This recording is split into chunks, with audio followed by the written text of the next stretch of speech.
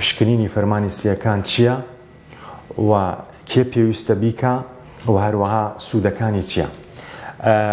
فەرمانی سیەکان بە جیهازێک دەکرێت. ئەو جیهازە طبعاً ئەشکال و ئەنواعی زۆرە، بەڵام خۆشبەختانە ئەو جیهازەی ئێمە لە نەخۆشخانەی میهرەبانی دەتوانین بڵێن جیهازێکی ئەمریکیە بستاندەرێکی عالەمی و زۆر نوێیە و یەکەم جارە بێتە عێراق و کوردستان. ئەم جیهازە لەوانەیە خەڵک زۆر پێ ئاشنا نەبێ یاخود ئەم پشکنینە زۆر پشکنینێکی بەسوودە. ئەو هەوایە دەپێوێت کە چەند هەوا دەچتە ژوورێ بۆ سیەکان و چەند هەوا دێتە دەرێ و چەند ئەو هەوایە بردیتە ژوورێ نەخۆشەکە بە هەناسە چەند ئیستفادە لە ئۆکسسیژنە دەکات جسمی و هەروەها چەند دەمینێتەوە لە ناو سیەکانی و هەروەها بە سورعەتی چەند ئەو هەوایە هاتوچۆ دەکات. هەموو ئەمانە هەموو دەپێوێت بە شێوەیەکی ورد و بە شێوەیەکی زانستی. ئەو کەسانێکیە پێویستیان بەم پشکنینەیە.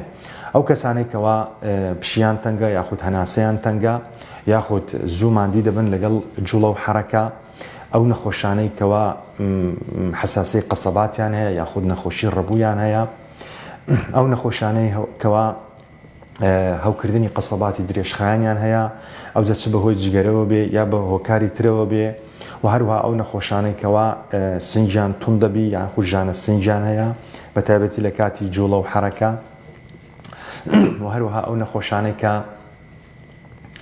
با بڵێن بۆ ماوەیەکی درێژە جگەرە بەکاردێنن خۆ جگەرە دەکێشن بۆ ماوەی 10 ساڵ 15 ساڵ، ئەوانە دەتوانن ئەم پشکنینە بکەن هەتا بزانن ئایا کاریگەری لەسەر قەسەباتیان و سیەکانیان دروست کردیە یان نا.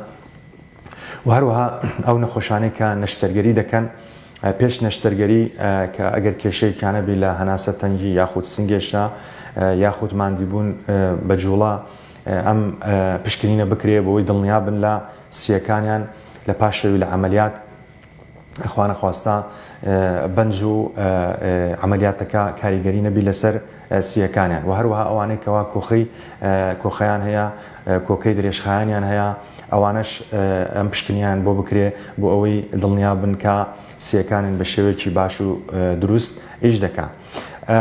طبعاً ئەم پشکنینە وەکو باسمان کرد زۆر بە ئاسانی دەکرێت و هیچ کاریگەریەکی تەندروستی وەکو تیشک لەسەر نەخۆشەکە نییە لە بۆ هەڵسەنگاندنی سیەکان و وەکو باسمان کرد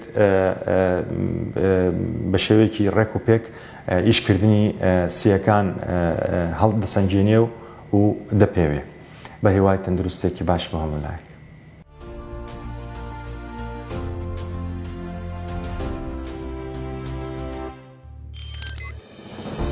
میهرەبانی دڵسۆزی و لێزانی